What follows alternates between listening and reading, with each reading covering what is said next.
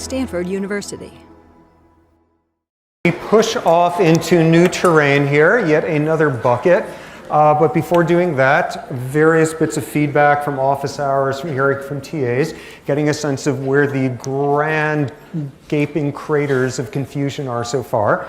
And apparently an awful lot of them were provided in the last 2 days' lectures with behavior genetics. Various issues that came up, clearly one of the most complicated, inaccessible, subtle pain in the neck concepts in the whole class, which is this heritability business. So memorize the following 2 sentences, because it all comes down to the difference between something that is inherited and how heritable a trait is.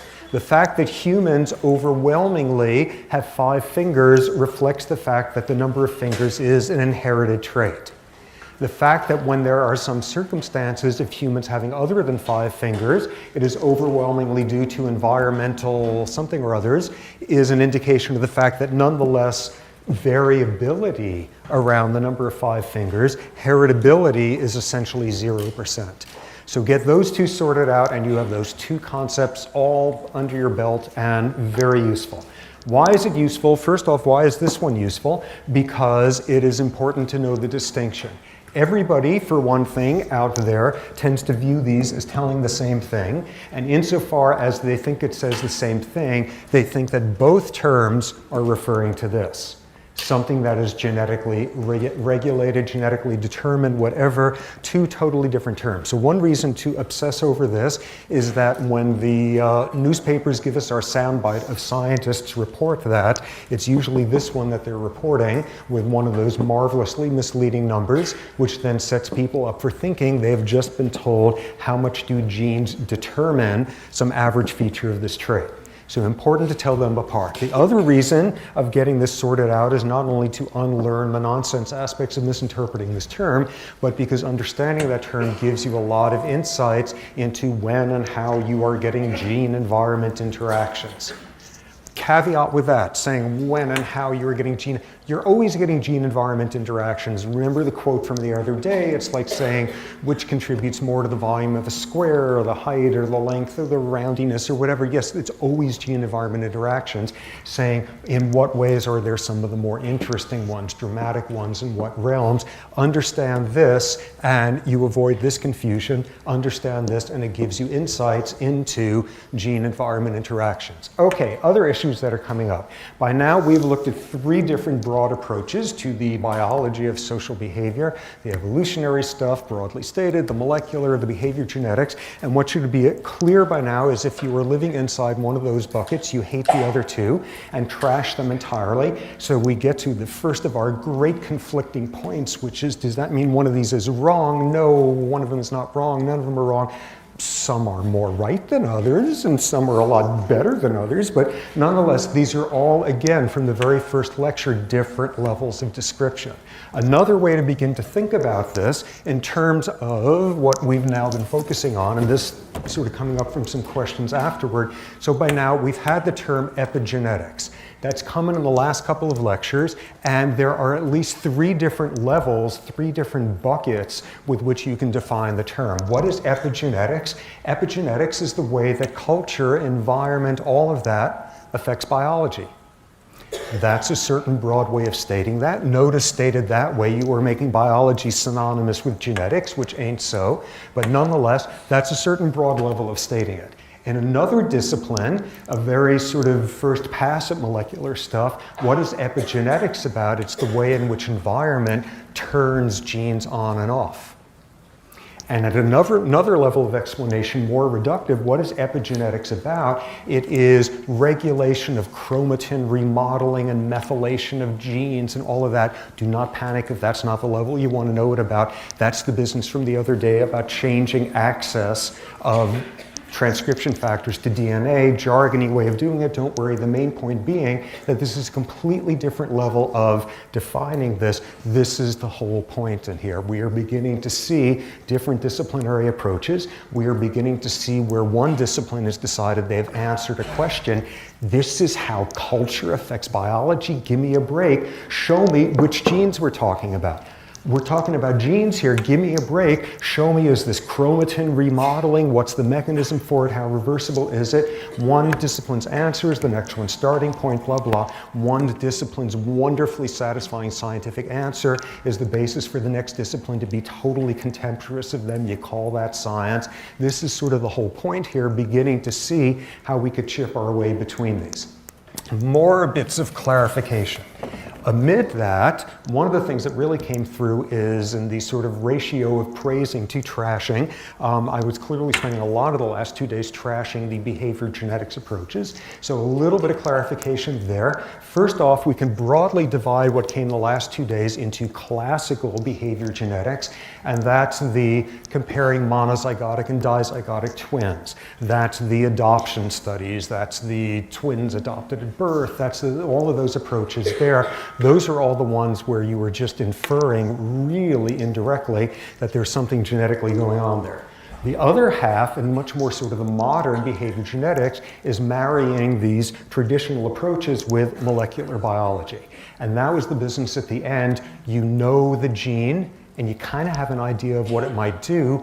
How does that map onto behavioral variability in humans?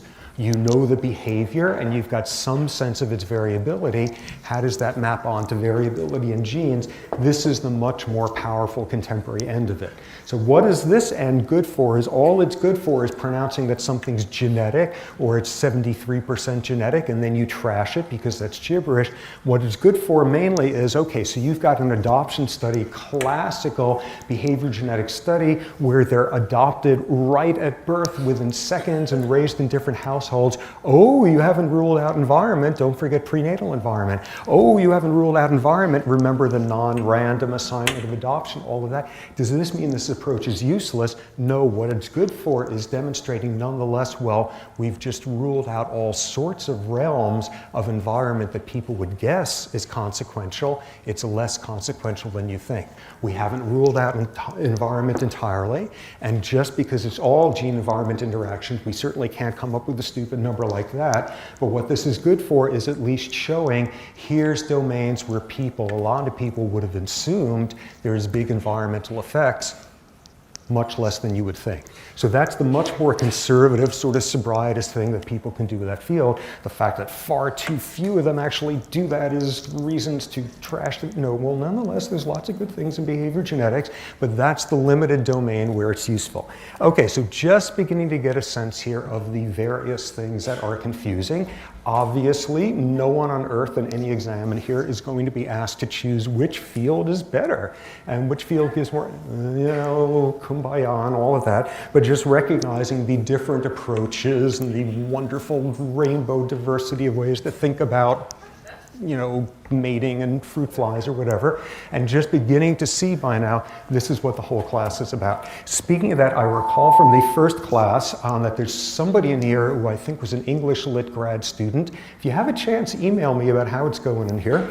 Let's see, what else? Next week, I'm curious. I'm very pleased, whoever you are, assuming you haven't fled after the first class, is in here. Let's see, other stuff. Okay, schedule. Next Monday, this coming Monday, we will have a lecture on yet another of our disciplines, ethology, and we will see that's a totally different way of doing it, blah, blah. Wednesday, Friday, and the following Monday are the catch-up lectures in class taught by the TAs. Two of the lectures, Introduction to the Nervous System, the third one, Introduction to Endocrinology. It will be a broad overview. It is explicitly designed for people who have no prior background in this, but what I think is probably a good idea is even if you believe you have prior background in it, maybe assume it might be a good thing to get a refresher on it, and this will be very useful. Following that, we will have two more lectures, more advanced topics and basic features of neuroendocrinology, and then staggering into the midterm, and then the second half comes, just a sense of what's coming. Okay, so that's where we're at. So now we transition to the next subject here, which is, actually, before I forget, did people see the article in the New York Times this morning about the study, the Chutes and Ladders study?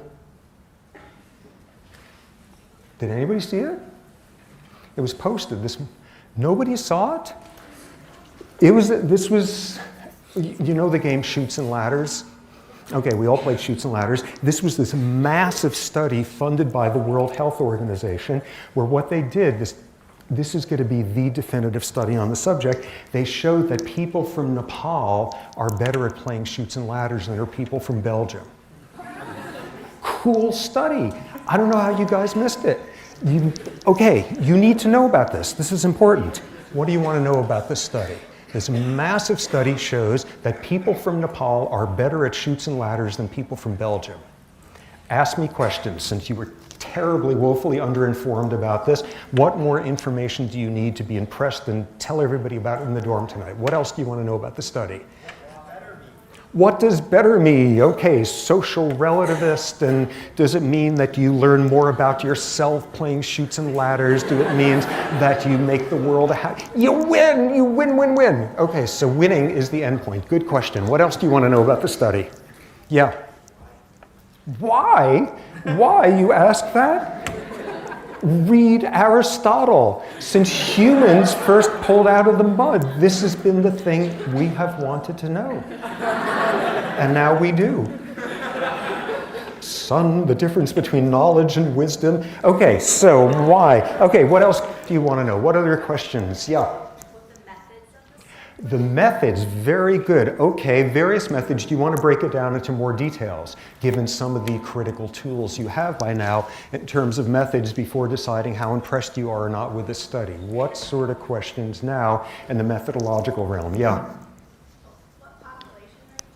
Ah, very good question, because we see a first methodological issue. Are you getting a decent sample size so that you're confident that you can actually say something about the population at large? And that's a great question. It was done on everybody in Nepal and everybody in Belgium. Good study. Okay, what else do you want to know? What other questions? Yeah.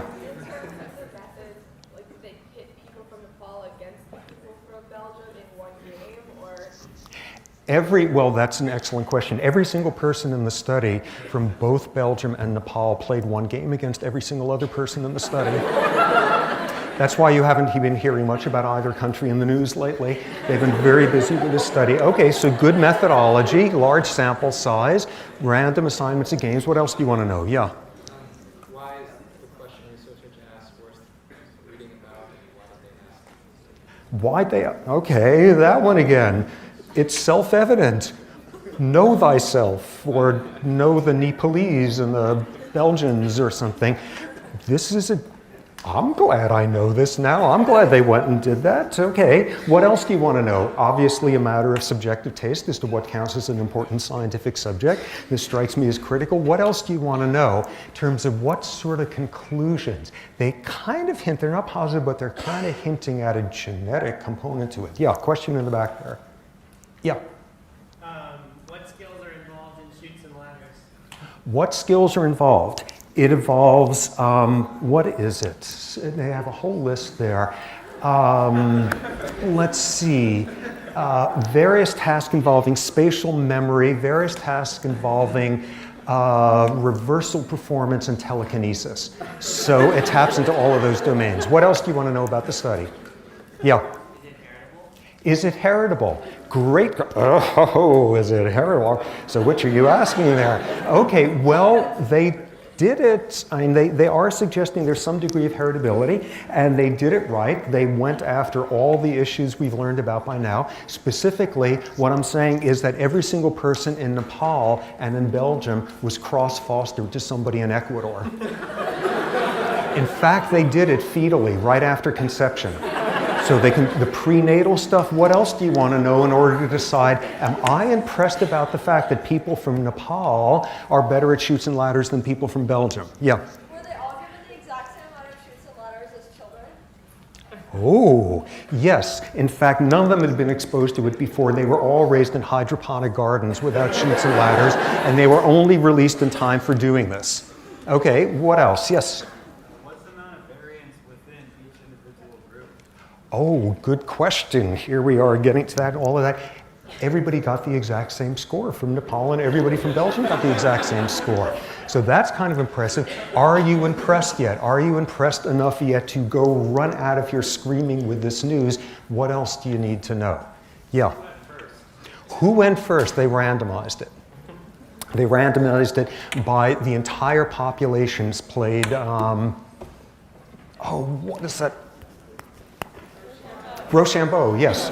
They played Rochambeau, and best of all, they had to play Rochambeau in Esperanto. Yes, more. What was the environment in which they tested? Okay, they were released from a hydroponic garden, and then all of them were placed in a completely sterile bubble environment where all they had in there were copies of People magazine in a language they didn't understand. So it was environment was very well controlled for. What else do you need to know? How much better were they? Like 0.001? There we have it. They had a huge sample size. They cross-fostered as fetuses. They controlled for environment. They got everybody in there. They did the right techniques. They randomized it every possible choice. That is so impressive. That is so impressive. How big is the difference? Is it a big difference? And this is a critical thing to start putting there in your armamentarium of critical questions, to start having skeptical ones. Great, you've got a whole bunch of tools by now. Whoa, they said genetic. Did you control for this? Did you control for that? Whoa, they see a difference there. Well, wait a second. Did they all have the same experience? Whoa, did they have a big sample size? All of it covered. Great, wonderful, perfect science. They've got every single bit of it covered there. But then the critical thing you better ask is, how big is the difference? Is it impressive or not? Because we all think we've got the basic tools, or hopefully we all have the basic tools for going at these issues. Okay, was a study done in a way that was clear-cut and an objective? Were people blinded to whether or not this person was Nepalese or Belgian, or was there appropriate blinding? Was it done in a way that you can falsify your finding? In a sense, the definition of experimental science. Was it designed in that? Was it independently replicated by anybody else? We all have those tools under our belt by now, but far too often we are not trained at that point to say, wait a second, before I get all excited, how big of a difference was it? Let me give you a real example of this. And this was a paper about 3 years ago in the journal Science, which you should get a sense by now that the journals Science and Nature are the two official biggie ones on this planet in terms of credibility. And this was a paper having to do with IQ. And this was a paper having to do with IQ and birth order. And what they showed in this paper with spectacular statistical confidence and as much of like all the controls in place as you can ask for from the hydroponically gardened fetuses in Nepal, they did absolutely perfectly. What they showed in the definitive study with 250,000 18-year-olds in Norway was that there is a reliable IQ difference depending on whether you are firstborn or latter-born. Okay, how many of you are firstborn? Whoa. How many of you are only childs? Okay. How many of you are number two? How many of you are more than number two? Okay, so how many of you think the highest IQ comes from the firstborn? Okay, and we'll assume the converse with the other group. Did anybody just vote against their own birth order? Whoa, okay. Well, that's impressive. We salute you. Okay, so they found a difference. They found a difference which is firstborns, in this very statistically reliable way, have higher IQs than latterborns. They restricted the analysis just to secondborns to keep things clearer, and they showed firstborns have higher IQ than secondborns. 250,000 people, as close as you can get to all the people from Nepal and Belgium. Huge sample size. So they report this was the most thorough study ever done. So what sort of questions do you want to ask? Give me hypotheses for what's going on.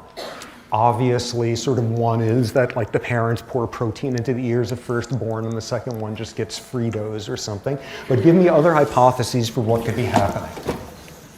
Possible explanation for this in terms of biological, socio-cultural, endo-immuno, psycho, yeah. I think we already know that firstborns tend to be more like, well, I mean, it's like the parents, they're more worried about making mistakes and they kind of raise them harder, so to speak, and then they sort of relax in the second-born child. So we already know that firstborns tend to go to college and stuff like that, do more traditional, successful. Okay, so great hypothesis. It's more parental investment in the firstborn, and those are the ones where the parents freak out with everything, and by the time there's the third one, they're all foraging on their own when they're 6 months old. Okay, so parental investment.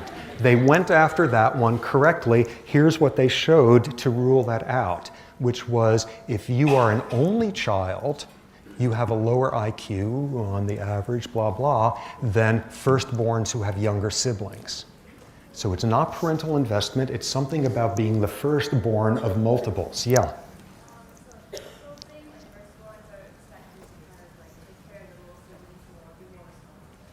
Okay, so pressure on the firstborns to be firstborn, how would that raise IQ?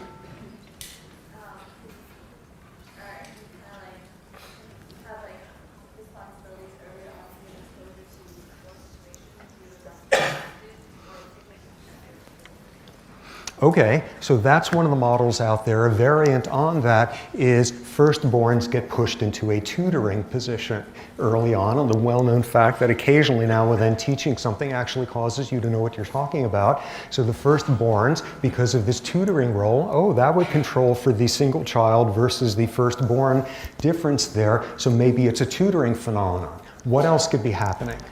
What other possible notions? Yeah. It depends what age you're looking at the kids at, because if you're looking at like actual children and comparing IQs, older children will probably have higher IQs because they've had longer time in life to learn. Okay, great idea.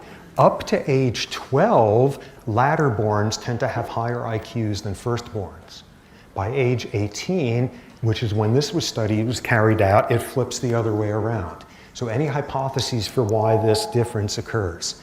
Why by 12 years of age, latterborns tend to have higher IQs than firstborns? Why does it then flip afterward? Yeah.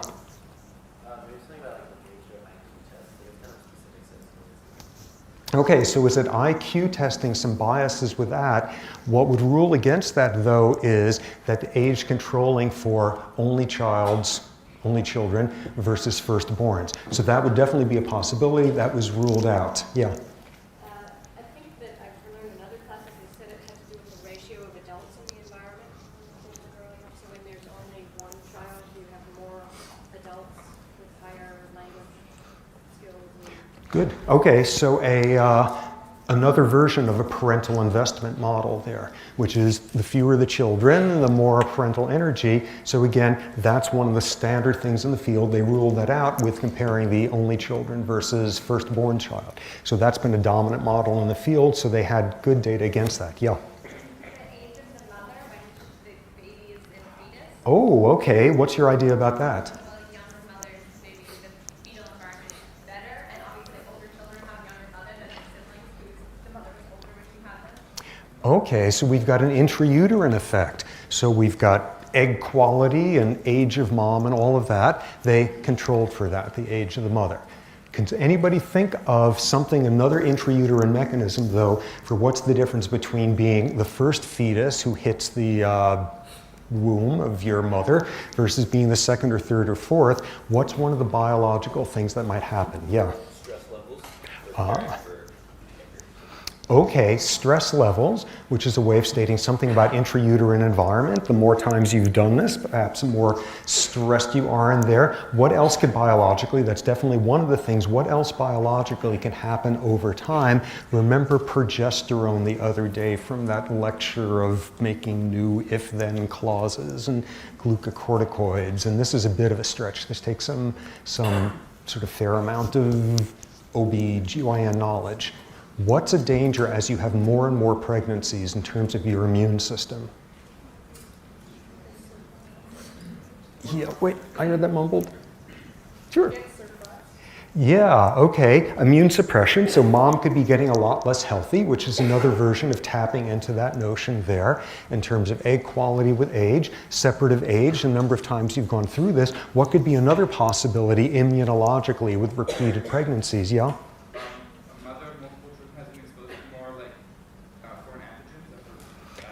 Okay, despite that immune suppression, on the average, with later pregnancies, you have a greater likelihood of having formed antibodies against aspects of the fetus. They controlled for that.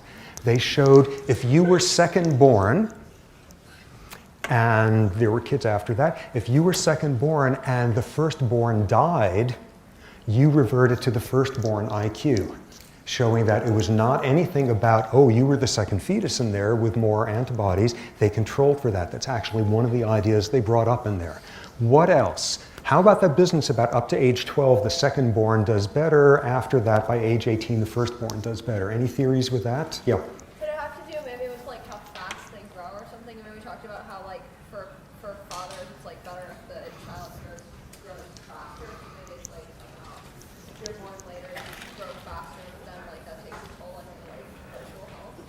Okay, so an early advantage and you pay for it later type deal. So that's a possibility. What else could come in? Think about, back to the idea there about if you're a firstborn, some of the firstborn responsibility stuff, how that plays out in family dynamics early on. Why are the secondborns doing better in the first dozen years? Why does it reverse later on? More ideas about that. Yeah. The second-born benefits from the tutelage of the firstborn early in life, but later on having the older child having had that experience of being responsible benefits from that. Exactly. That's one of the main theories. That's probably the predominant one proposed to explain that age switch. You get the second kid show up, and suddenly you have a neotenized, dumbed down environment where suddenly the 8-year-old kid is watching Tinky Winky again for the first time in 6 years. That it's an environment that's then dominated more by having a younger one around, and what the older one is mostly doing is the tutoring, and it takes a number of years for the advantages of that to finally come through. That's the main model that's given for that. Any other ideas? How about parental resource stuff? The fact that the larger the family, on the average, in westernized countries, the lower the socioeconomic status. Run with that one. Where does that fit in? What else? What else could be happening with that? Yeah. If the socioeconomic status of the family is lower, then that suggests that the children might bear more burden in some respects with more children around, so they have to grow up more quickly and get exposed to the real world.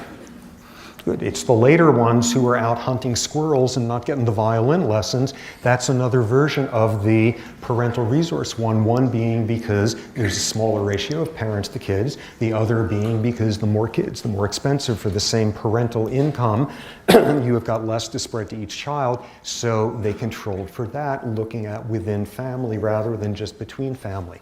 They covered all of this. This is going to be the definitive study for the rest of all of time, showing what's going on with IQ by birth order in 18-year-olds in Norway in 2007. And essentially, what was the magnitude of the difference for this study? 2.3 IQ points. And thus, coming back to what could have been the very first question sitting there when these guys were ready to announce this to the world and sort of start, selling their Be Like a Firstborn IQ self-help books and all of that, lost in there, and this was picked up all over the press and like no doubt endless snotty comments by David Letterman or what, and nobody, 2.3 IQ points. You sneeze while you're taking an IQ test and have to wipe your nose for 8 seconds afterward, and that's going to cost you 2.3 IQ points because you get distracted for a second. An amazing example of this whole business of, yes, impeccable science that these people did phenomenal. I don't know who possibly gave them the money to do a study like this, and at the end of the day, totally cool, irrefutable, statistically totally reliable, which is very different from saying important. But what you got at the end of the day was this mammoth study producing 2.3 difference. And this is a great demonstration. The difference between how solid the science is, how confident you are of the finding, which takes in all the variables of sample size and objectivity, how confident you are of the finding, and how big of a finding it is, and those could be two entire differences. So as a prelude to all the stuff that's going to come in the second half of the course, one of the next tools you have to have in mind, in addition to all the ones that were apparent here in the questions you were asking, another one is to keep saying, well, is this a big effect? Is this a reliable effect? Is different from, is this a big effect? Is this a consequential one? So another tool to have in hand. So with that in hand, go and tell everybody tonight about chutes and ladders. Okay, so what we jump to now is something that's been running through a whole bunch of the lectures already.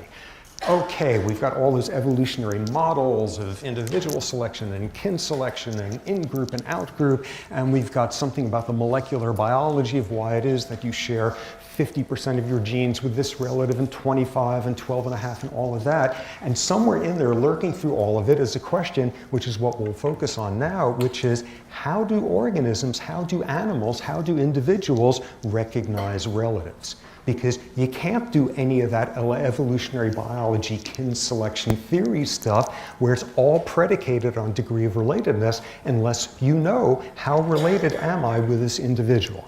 So what we're going to be looking at here is why or how. Sure, let's go for how instead of why. How do animals, how do social animals recognize kin? What's clear is it does not take a very fancy organism. And there was a great example of this, which I think I stuck in the extended notes last minute, a paper published just a couple of weeks ago, looking at deer mice. Deer mice, and much like their vole cousins, if they are cousins, some deer mice strains are monogamous and some are polygamous. This appears to be a frequent theme in these little rodent things. And with the deer mice, what you find is with the polygamous ones, one female mates with a bunch of males, and as a result, one female will have sperm from a number of different males afterward in the vagina, and what you get is evolutionarily, from all the rules we learned by now, perfectly logically, you get intrasexual competition between the sperm from the different males. We already heard a version of that with the flies back the other week there, where the sperm of one releases toxins that kill the other sperm, but in the process can damage the female's future. All of that, this is a theme that runs through a lot of the literature on sexual competition. Sperm competition, and there's even hints that something like that goes on in humans. Okay, so what form does it take in these deer mice? As follows. I don't begin to understand the mechanics of this, nor do I want to, but apparently with deer mice sperm, if they all clump together, you know, many hands on the oars or something, if they all clump together, you get this macro sperm thing, which swims upstream faster. And the paper had all sorts of diagrams of this, which I did not want to look at in much detail. But there's this, so you've got with the polygamous strains, you've got this problem. If your sperm want to do things absolutely correctly, they only want to form one of these big old, you know, pleasure boat aggregate crew things with sperm from themselves. With sperm from only themselves, and following all of our theorizing, to a lesser extent with close relatives, and not at all with sperm from some other guy. And that's precisely what they showed in this paper. You take sperm from monogamous strains and you put sperm from different males together and they all happily form this big cooperative clump of sperm there. But you take them from species that have evolved under the selective pressure of polygamy, and the sperm there know who they're related to and will form these clumps only with the ones from themselves. You can immediately design all sorts of lock and key stories for how that's pulled off. You could immediately come up with some approximation of what the molecular mechanism would be. But for first pass, what's striking here is, ooh, how do organisms recognize relatives? There are out there single cells that can do this under exactly the evolutionary circumstances models that we've got already. So as we begin to look now at how whole organisms do it, even cells can do it. And we're going to see lots of different possible mechanisms. In lots of species, what you have is some equivalent of what those single sperm are doing, which is there is innate recognition of relatives. How do you show this? We already know the classic ways of doing this, which is the crossed fostering approach. You take a litter, newborn litter, and your rodents, and you cross-foster them to other females. And if later on they can behaviorally differentiate between their siblings and non-siblings, there's something innate about it. Oh, wait a second, what about prenatal environment? Wasn't there something about... So now you do the prenatal cross-fostering, the fetal transplant approach, and you get the exact same thing. There is innate recognition of relatedness in all sorts of rodent species. Another way of doing it even cleaner. You have 2 different litters from the same mother and father rodent, and then they meet together, so there was no shared prenatal environment, and you can show recognition there. You put the rat later on into a cage where there's the urine of its sibling and there's a urine of the perfect stranger, and they will prefer going to that one. You could show that it's even more subtle than that. They will prefer to go to the urine of a full sibling versus a half sibling versus a first cousin, all the way on down. They could take it out to about 3rd or 4th cousins.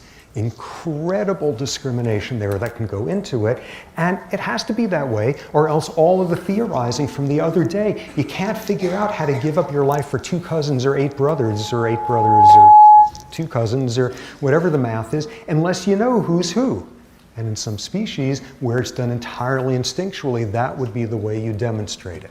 So, what's the mechanism there in those cases? The most studied ones are olfactory signatures. Pheromones, we've already heard that term in here, and we're going to hear tons more about it, but pheromonal communication. What does that begin to require? If you have pheromones, odorants coming out of, say, the urine from different individuals telling you your degree of relatedness to them, it requires 2 things. It requires qualitative differences in the urine, reflecting the genetic makeup of the individual who provided that urine to the grad student, and it requires some mechanism, some olfactory brain processing mechanism to be able to pick up whatever those differences are. And both have been shown. Okay, the way you begin to get the differentiation at the end of how the urine smells differently. What you've got, and referred to back with the transposable stuff, is you remember in vertebrates, you've got some of your highest rates of transposable events in your immune system, your genes devoted to immunity, where you juggle them around, and that's how, with any luck, you come up with an antibody that will recognize this completely novel pathogen. All of that, there's an additional stretch of genes in that neighborhood where what happens with that is it also undergoes huge amounts of splicing and transposition and juggling and all of that. And what you do then is you create a completely unique protein. You do it in enough of a combinatorial way that it would take, statistically 400 quadrillion Google Flex whatevers to come up with another organism with the exact same protein signature. When you make a protein from that, you have made up one that no other organism on Earth has with a very high statistical reliability. This is a stretch of genes called the major histocompatibility complex, MHCs. And what you see with those is histocompatibility, that whole business with organ transplants, how compatible of a donor is it, how closely related, how much of this jargon, for those of you who know it, how much of a shared antigenic determinant, how genetically similar is this fingerprint, this identifying ID of a protein that determines things like histocompatibility, how well organ transfers work. That's the origins of the term. So every single one of us, every single organism out there has made a arguably unique juggle of these genes and comes up with this signature protein that it sticks on the surface of every single one of its cells. What's that good for? That's good for your immune system learning if we run into a cell with one of those things, it's us. Don't attack it. Don't form antibodies against it. And if we run into anything else in here that doesn't have one of those, it's an invasive pathogen, and go attack it. This is the basis of the self-non-self recognition ability of the immune system. And what autoimmune diseases are is when your immune system screws up and begins to mistake one of your signature proteins, your major histocompatibility gene-derived signature protein, as in fact being invasive.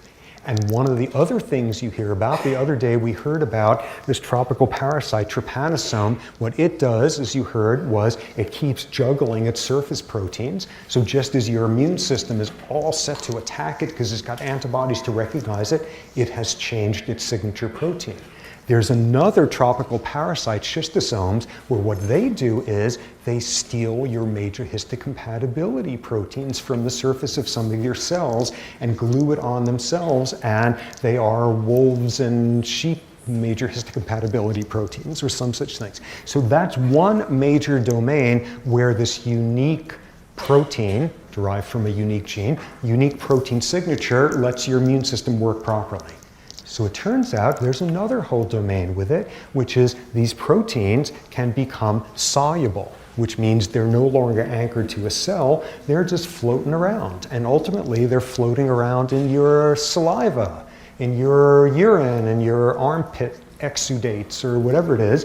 And what they begin to do, complicated mechanisms, which I think I will bypass, what they do is give a unique signature to the pheromones coming off of you. And as we will see in lectures to come, animals of all sorts of species can tell, is this individual of my species? Are they the same gender? Or are they an adult? Are they sexually mature? Or are they healthy? Or are they pregnant? Whatever. But thanks to this major histocompatibility business, they can also tell, is this a relative? Now, the juggling events, the splicing and the juggling of the genes has some degree of statistical relatedness the more closely related you are. In other words, you smell your own urine, if that's your hobby, and the major histocompatibility genes in there will obviously exactly match your own. You smell those of a full sibling, even more questions to be asked, and you do that, and there will be a greater degree, statistically, of similarity of the structure of that protein than with a second cousin, than with a perfect stranger, than with a Nepalese if you're from Belgium, whatever it is. What you find in those cases is that's how you not only get innate olfactory recognition of is this a relative or not, but how related of a relative. So that's half of it. That's how you generate the unique signature at the olfaction, at the pheromone end. The other trick is, how do you generate an olfactory system that can make that discrimination? And all we got to go with at that point is, you can guess, if you think about it a bit, is we got to have some version of olfactory receptors that do the old lock and key business. Just as you make a protein, which has a certain shape, indicating that this is your unique signature. What you want to do is have receptors that will have the uniquely complementary shape for the lock and key, so that you can do oh, this fits perfectly. Let's transduce this to a signal to the brain saying, I'm smelling my armpit. And if instead you've got a protein that fits in there like a lock and key, but not quite as well, you send the message of, oh, I'm smelling my sibling's armpit. And if it fits in there not quite as well, and all the way down, you could begin to see exactly how you designed this. If you've got 1,000 of these receptors of this shape, and every single one of them it hasn't fitting in well enough to stay in there for 3 seconds, so that all 1,000 of them send the signal, it takes 3 seconds of binding there to cause the signal to happen, all 1,000 of them send the signal, it means it's me. It doesn't fit quite as well, so statistically only 800 of them stay in there for 3 seconds, so 800 of the cells are reporting, oh, that's a full sibling. I don't know if that's the mechanism, but this would be a way of constructing it. That's exactly how it could be, along the lines of lock and key, genes produce proteins of certain shapes, certain functions, all of that, and that's how you begin to do it. What have we just gotten? We've gotten a protein, a molecular basis of our theorizing the other day of an if-then clause. If and only if this is a close relative, then send the message to the neurons that do cooperation. We already know that's gibberish to say that there's neurons that do cooperation, but you could begin to see how this is going to work. This is the if part of all the conditional if-then clauses built around degree of relatedness. So how does your olfactory bulb do this? Very interestingly, people are beginning to get a sense of 2 hormones that are relevant to this. One is called oxytocin, and the other is called vasopressin. And what we will see in lectures to come is, particularly in females, oxytocin has long been known to play some like plumbing nuts and bolts job in giving birth, and vasopressin and uterine contractions, and take your average like off the rack endocrinologist, and what these hormones are about is like your uterus contracting and giving birth.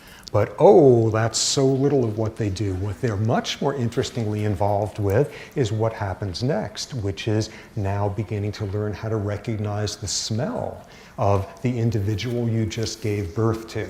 Because it turns out what oxytocin and vasopressin do in the olfactory bulbs, the olfactory system, the olfactory equivalent of your eyes and ears, is they tune up the cells that recognize major histocompatibility signals. They make them attuned to, is this a relative or not? And there's an if-then clause. If the levels of this hormone have the certain high levels indicating that I just gave birth, and I smell something whose signature odorants fit really well into this receptor, then this is someone who I'm going to nurse like crazy unless it turns out to be my mother or grandmother. Okay, let's put another. If they're very little and cutesy and make cute little mewling sounds, then I will take care of them and nurse them and all that sort of thing. And it's turning out that that's what oxytocin and vasopressin are doing there. You generate mice with genetically knocking out oxytocin or vasopressin, or their receptors. If these are totally new terms, this will come by the week after next as an introduction. You knock out those genes and you get what is called a social anosmia. Anosmia is the inability to smell something. A social anosmia is your nose is working just fine. If you're a rat, you can discriminate different food types, completely arbitrary odors. You just can't distinguish between individuals. And there was a paper a couple of weeks ago showing for the first time what the model has always been is that circulating oxytocin and vasopressin get into your olfactory system and have those effects. What this paper showed for the first time is you're making those hormones right in your nostrils to begin with. This is what tunes it up. Very interestingly, there's also a literature emerging suggesting mutations in genes relevant to oxytocin and vasopressin in families with a high incidence of autism. Autism, a disease where one way of characterizing it is there are enormous deficits in normal socialization, interaction, social bonding, social affiliation, and this suggests that has something to do with it. Okay, so that's a first mechanism. That's how it might work innately. Very cool study in recent years, also showing one facet of this. One of the things you get taught in intro neuro, if you've taken it any time in the last 5,000 years, is when you've got an adult brain, it doesn't make any more neurons. You've got all the neurons you're ever going to get by the time you're 3 years old, and all you can do thereafter is squander them away on like stupid weekend binges or whatever. And it turns out that nonetheless, this is not true. And arguably, this is the biggest revolution in neuroscience in the last decade or so, adult neurogenesis. And it turns out this adult neurogenesis happens in only 2 areas in the brain. The first one is really interesting because it's this part of the brain called the hippocampus. Hippocampus, learning, memory, it's totally cool. And a gazillion studies now showing stuff like you learn a new fact. You stimulate neurogenesis in your hippocampus. You get put in an enriched environment. You exercise. You do all sorts of stuff. You make new neurons there. You get stressed, you make less new neurons there. This whole new field, and 99% of the studies have been about these populations of neural stem cells in the hippocampus. Totally ignored has been the second little pocket of these neural stem cells that can make new neurons. Nobody's interested in it. What's this about? It's totally boring. Where's the second pocket? Just behind the olfactory bulb. And what this study showed, and this is one in your reader, just at the abstract, what it showed was if you have a rat, right around the time she gets pregnant, she starts making new neurons out the wazoo, not from the exciting hippocampal pocket, but from this boring little olfactory. And what goes on with the onset of pregnancy? Female rodents do this massive renovation job of all their olfactory neurons going on there. What it is, they showed in the study, it is driven by the prolactin levels that rise during pregnancy. And what have you got there? What they showed was right around the time she gives birth, she's got this spanking new, completely renovated olfactory system. just in time to do one of the most important olfactory things of her life, which is quickly figure out which ones are her babies, to quickly do the social bonding to them. What hasn't been tested yet, but what I guarantee has to be there, is that vasopressin and oxytocin has to have some sort of role going on in there. Really interesting. Interesting implication of this. So think about this. If you were pregnant, and assuming this works in mammals other than rodents, and if you were pregnant, so the whole time you were pregnant, what's going on? You're doing this huge job of ripping out, the walls and the plumbing in your olfactory bulb, and like putting in new stuff, and it's a total mess. Like you spend your pregnancy with your olfactory system totally cockeyed. No wonder stuff smells weird, and no wonder foods taste weird and all of that. There is a whole adaptationist literature out there on why should it be that you suddenly want pickles and these foods you can't stand the taste of, and it's to avoid inadvertently eating toxins. A really unconvincing spandrel-filled literature out there. It may be an inadvertent spandrel byproduct of you're ripping apart the whole olfactory system so you're all set to recognize the smell of your kids. You just got screwy olfaction and taste all throughout pregnancy. The main point of this, though, is this is endocrine regulation driving, not to make you able to recognize a relative, because you've already got the genes in place for that, just making sure that your olfactory bulb is at the very best at that time for doing it. Okay. What else does one want to know about that? Okay, one additional thing you could do with that information, which is, okay, so why do you want to know who your relatives are? It's who you mate with, it's who you cooperate with, it's who you try to kill, it's who you take care of, it's who all that sort of thing, all of these domains.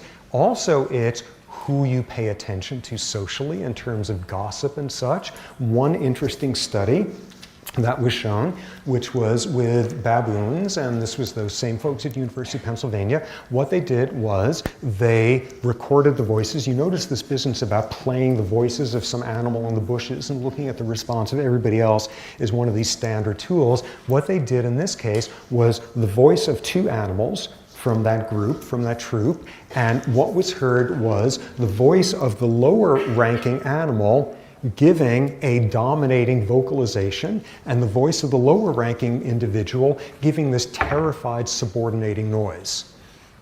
So they obviously were not getting a terrified subordinating noise out of number one, but they had to sit around and get recordings of number two and everybody else at some point or other. So now they could put them down there, and they would play this, so everybody else is sitting there and saying, what?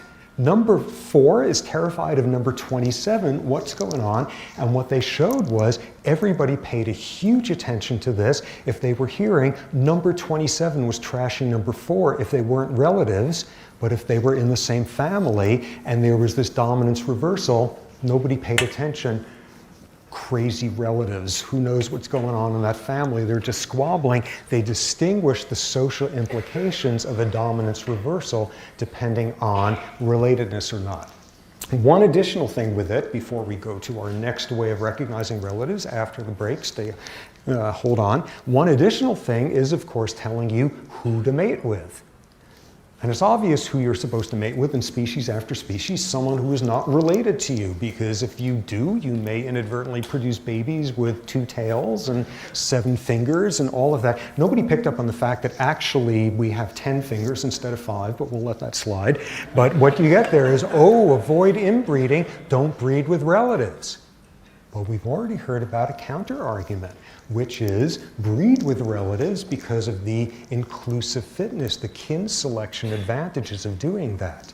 And from the first minute people started getting these theoretical models, it was clear that in fact there were contradictory pulls between do major outbreeding in your mating and doing inbreeding with your mating. And people did all these theoretical models of econometrics of where you optimize the different, and they came out with the conclusion that in all sorts of species, the optimal balance of avoiding inbreeding disasters with advantages of kin selection would be to mate with something like a third cousin.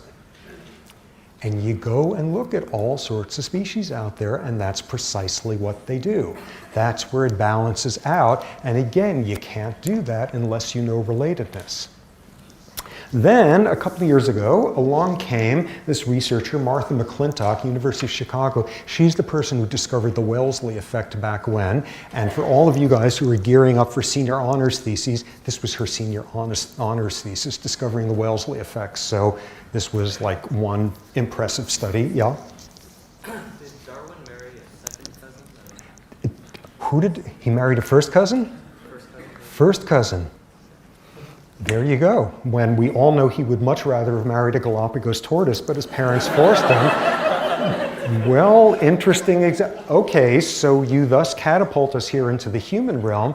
What McClintock did was a study a couple of years ago where she took swabs. She has this whole paradigm of very high-tech, getting cotton balls and rubbing it on people's armpits and putting it in a jar there, and then getting these volunteers who can smell it and give some assessment of how good it smells or not, which in and of itself is pretty wild. And you run that with humans, and of a curve of relatedness, whose odor gets rated as having the most appealing? Third cousins. Yuck. Think about that one later. We are just another species in that regard. All of this suggesting, even in humans, you are balancing this disadvantages of inbreeding with the kin selection advantages. And again, there's no way you can do that without knowing who's related to what extent. Okay, 5-minute break, and what we'll then transition to are species that don't do it innately, but instead have to imprint early on after encountering them.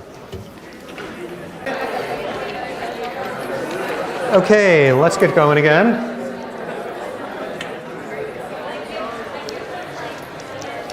Let's see, first off, thanks to the wonders of Wikipedia never being that far away from us, we now know here were Charles Darwin's parents, who were third cousins, and then Charles Darwin married his first cousin.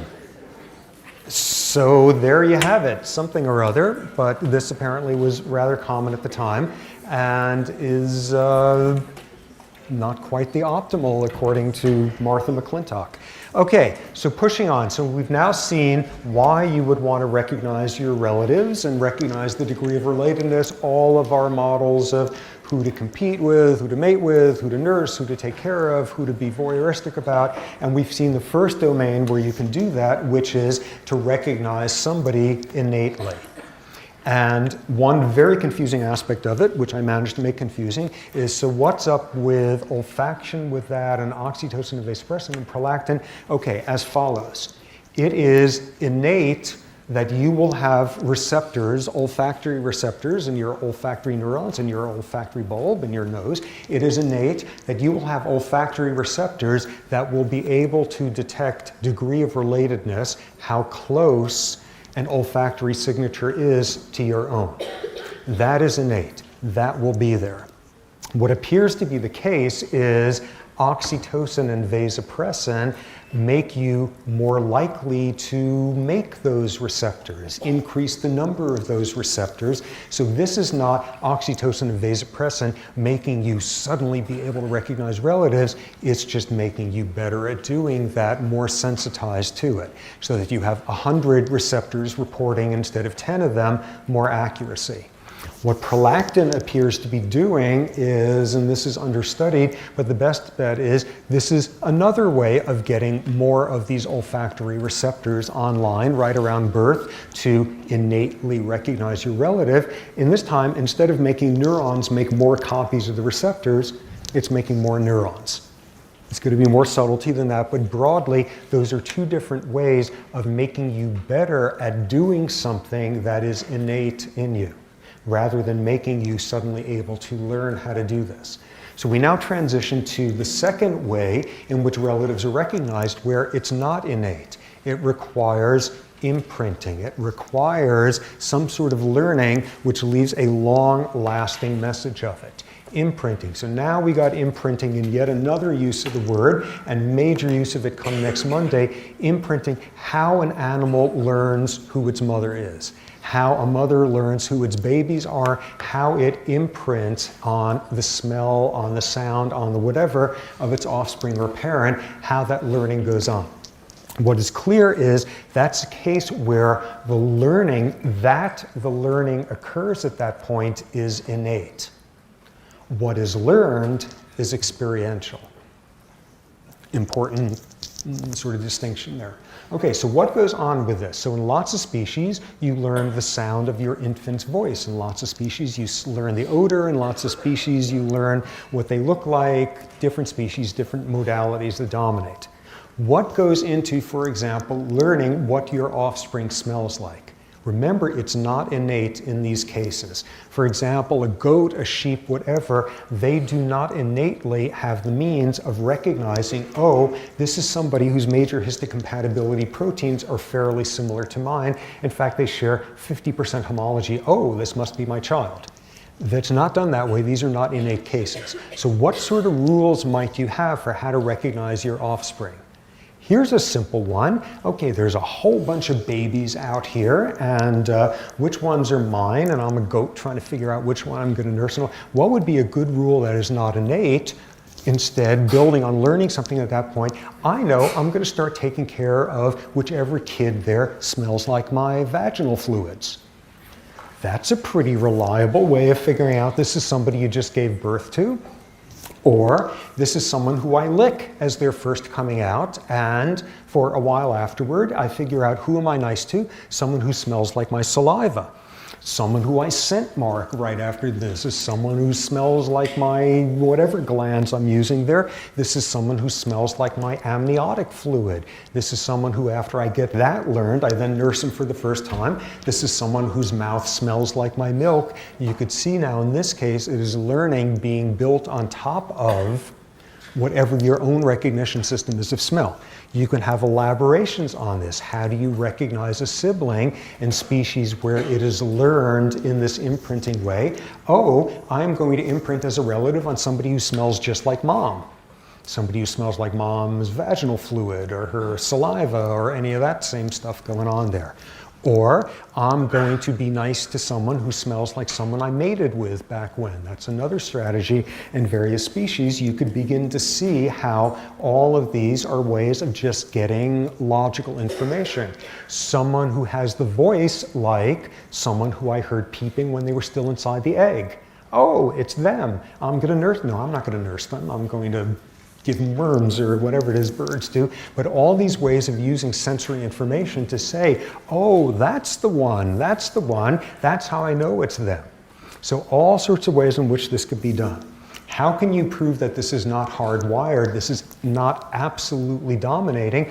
A technique we've been hearing about already, which is that cross-fostering business, which is you take newborn whatevers and you switch mothers on them, and the mothers will take care of them. What does that tell you? It means other attributes of these pups coming over to them, these rat pups, override the fact, wait, these kids don't smell like my vaginal fluid.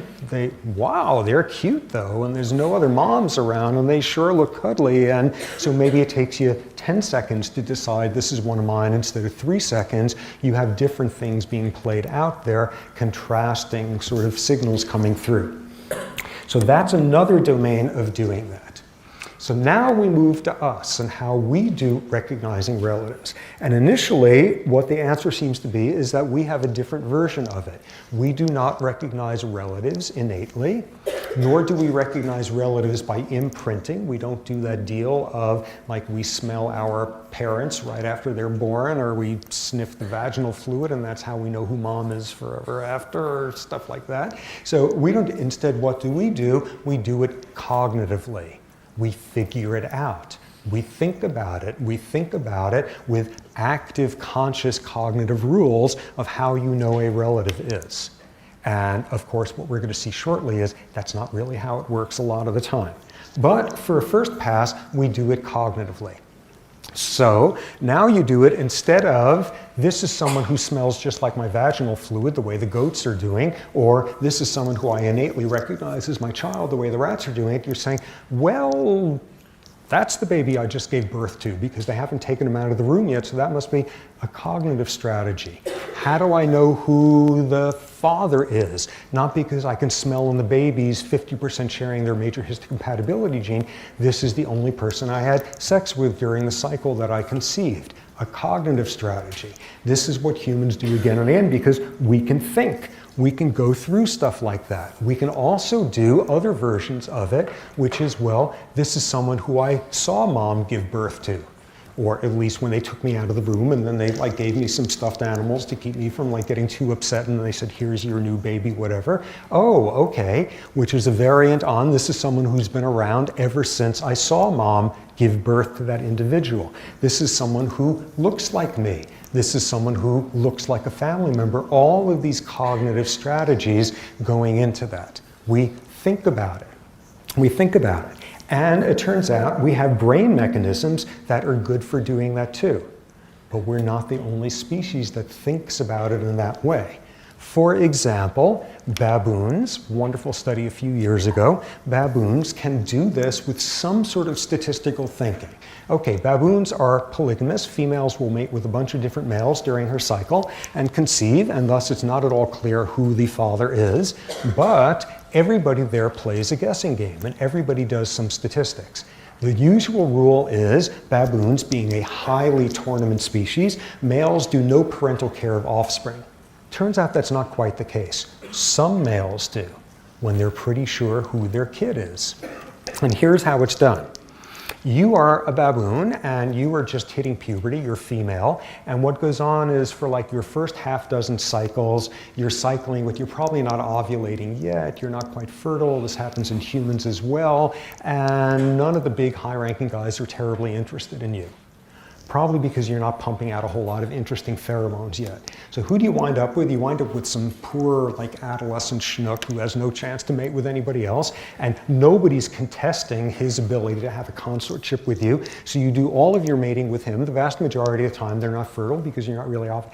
Every now and then, though, you get this like junior high school baboon guy who gets his girlfriend pregnant, and he's the only one, and what tends to happen then is when she gives birth, he gives a fair amount of parental care to the offspring. So what does he have as a rule there? If I'm the only one who mated with her, if they're using a cognitive strategy, then I'll take care of the kid to some extent. And it is a sight to behold at how incredibly inept an adolescent male baboon is when he's trying to be paternal. But what you wind up seeing there is, well, maybe he's imprinted, maybe he's doing major histocompatibility, gene innate stuff, or maybe he's actually thinking, hey, I was with her 24/7, so it's gotta be me, I'll take care of the kid. Now you see the more complicated circumstance where it's a more desirable female, more mature one, where there will be a bunch of males contesting. And what you will tend to see is 2 days before and after she ovulates, she'll be mating with number 10. A day before and after, she's mating with number 3. The day of ovulation, she's mating with number 1. That tends to be the pattern. Stay tuned, it doesn't fit that perfectly because female baboons also have some opinions about who they want to mate with. But nonetheless, there winds up being this pattern, just like that. So there winds up being this pattern, and thus you're the male afterward when she gives birth, and you're trying to decide, is this my kid? Or should I give some male parental investment?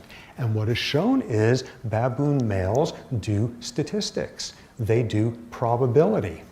What they do is, if this was a male who was mating during her prime ovulatory day, he is more likely to take care of the kid than a male who was mating during this window or this window. They are playing probability. They're not very good at it, no surprise, but nonetheless this pattern emerges. That's not innate recognition. That's not innate recognition of some smell. That's just thinking through it. Was I with her? Yeah, but she sure smelled a lot better the day after, and that other guy was with her, so I guess I'm in this category. Okay, well, I'll smile at the kid now and then and tell them I like their piano playing, but I'm not gonna like invest anything kind of stuff there. Here you see a conscious cognitive strategy. So, okay, so us and other smart beasties like primates, here's another version of it, occurring in fish, in sunfish. And this was research done by that guy, David Sloan Wilson, that multi-level selection evolution guy, who actually has done research in like so many different fields, incredibly creative guy. Here's a study that he did. Sunfish males, surprisingly, are quite paternal in their taking care of their eventual offspring. They're almost as good as Nemo's dad.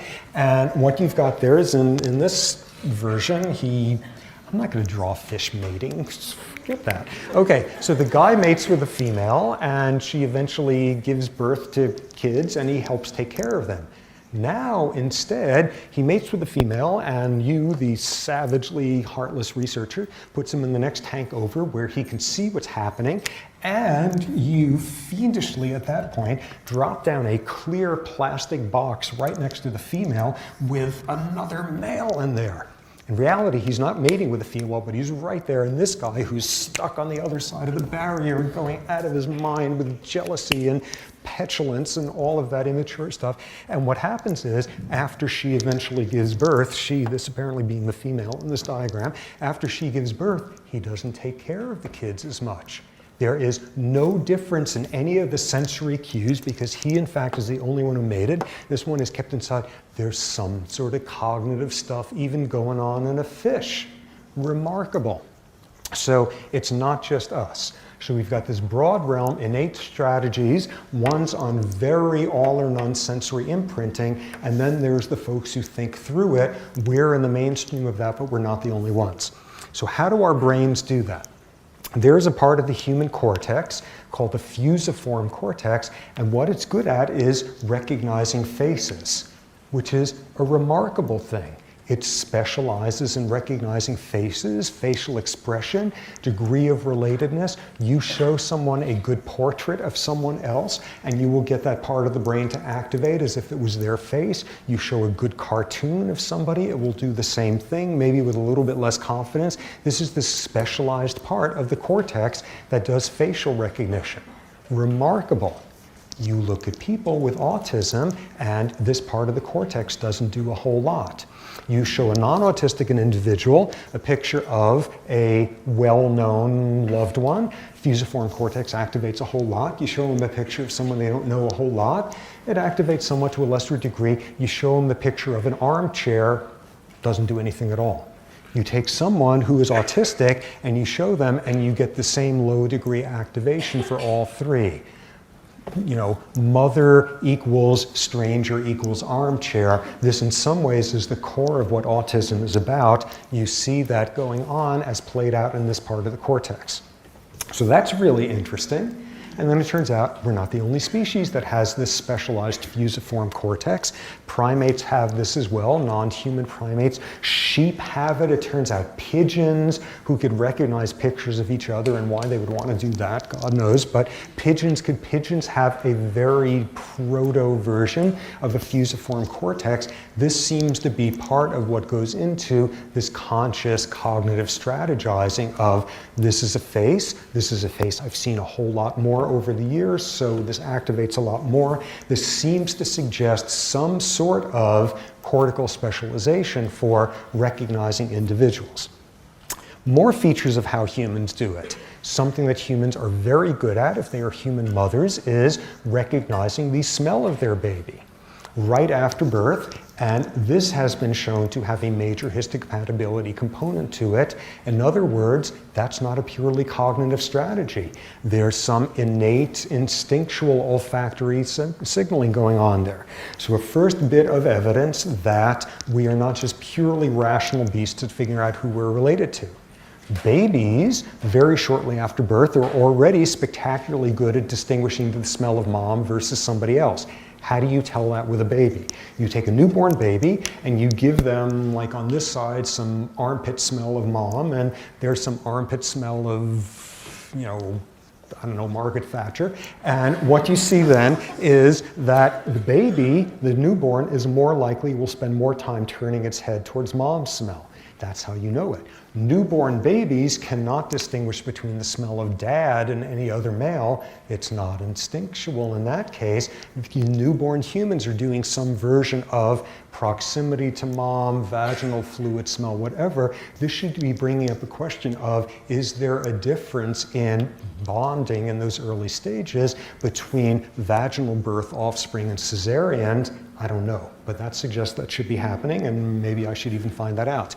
Okay, other features of it. Newborn kids, as we already know from a couple of lectures ago, can recognize the voice of mom. How? From all that resonance there inside the amniotic fluid as mom reads them War and Peace. And as we also heard, they can't recognize the voice of dad, not instinctual, in this case getting information on the sensory route, the amniotic environment as a good resonator for mom's voice. So we're now already getting a mixture here of some instinctual olfactory stuff, major histocompatibility complex stuff, some acquired, hardwired, sensory-driven stuff. Ooh, does this sound like the person whose voice I heard for those last 9 months? And then some cognitive stuff, trying to figure out who this relative is. Ooh, who did they come with to the party with? Who, all of that, the cognitive stuff. So already a suggestion that we're not just such pure cognitive machines. So where is that most interesting? And this is in a totally fascinating series of studies that were done over the years showing just how little conscious cognition might play out in us humans in some really critical realms, which is who you decide you are interested in mating with. Okay, so how does that work in humans? All sorts of different ways, but here's one way in which it does something interesting. And this was a classic study done by an anthropologist named Joseph Scheffer, and this is what he did. He studied people who grew up in Israel on kibbutzes. Kibbutzes, these are these traditional socialist sort of communes where none of them are like this anymore, but one of the early principles was one parent as good as another parent. All the kids are raised in these big communal bathtubs together, and it's one big sort of socialist Torah dance of everybody bathing naked together. And what Scheffer found was this very interesting thing, which is you are brought up in your age group. All the kids born this year are raised in the same communal group, and they take their baths together and they play together, and they've got the same, one parent takes all of them for one afternoon every Tuesday afternoon, and the next one comes for the next shift, and this big communal business there. And what Scheffer discovered was if you were raised in the same age group as somebody anywhere up to 6 years of age, you never ever wind up marrying them. And this was not with a sample, an appropriate sampling. This was a study he did of every individual who ever grew up in the kibbutz system in Israel. We appear to have a rule as follows. If this is somebody who you spent a whole lot of time with before 6 years of age, this is someone who you sure don't want to grow up and marry. Yuck, I mean, you love them, they're incredible, but they feel like my sister, they feel like my brother. Whoa, that would be totally grotesque. There's never been a case of people brought up during the grow up in your first 6 years of life taking a whole lot of baths with someone, and you are not going to discover an amorous passion for them when they're 20 years old. They're going to feel like a sibling for you for the rest of your life.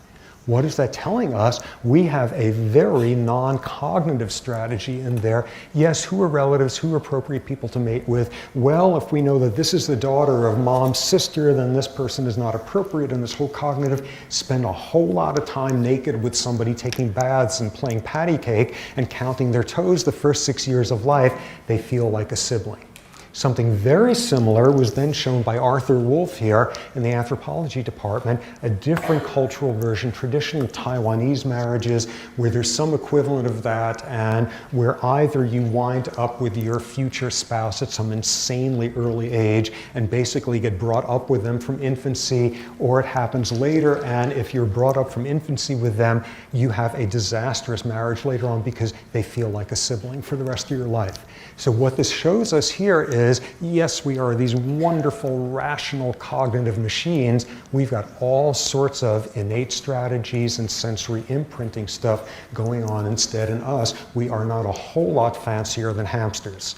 What does this set us up for? A topic that's going to be real important when we come to the lectures on aggression and cooperation and competition and all of that, which is if we spend a lot of our time figuring out who we are related to cognitively, or even more importantly, if we are malleable in the way these kids growing up in Taiwan or these kibbutzes, if we are malleable in who we feel related to, It is possible to manipulate us in lots of ways to feel more related to individuals than we actually are, or to feel less related to individuals. And the terms for these are pseudo-kinship and pseudo-speciation. And what we will eventually see is when you make sense of human violence and human cooperation and human aggression and all of that, we are so easily manipulated as to who counts as an us and who counts as a them. And one of the brilliant things militaries all the world over do, whether you're talking about clans with warrior classes all the way up to sort of state militaries, what you see in all those cases is a brilliant understanding of how to make non-relatives feel like they're a band of brothers and how to make them seem so different they hardly even count as humans. So this ability for us to be manipulated in these subliminal ways as to who counts as a relative will come back to haunt us big time in making sense of a lot of human social behavior. In other words, we are not purely rational. Okay, so what we will do on Monday is switch another bucket now to this field of ethology, which once again is trying to make sense of what behaviors are hardwired, what does environment do. You will see a completely different approach. For more, please visit us at stanford.edu.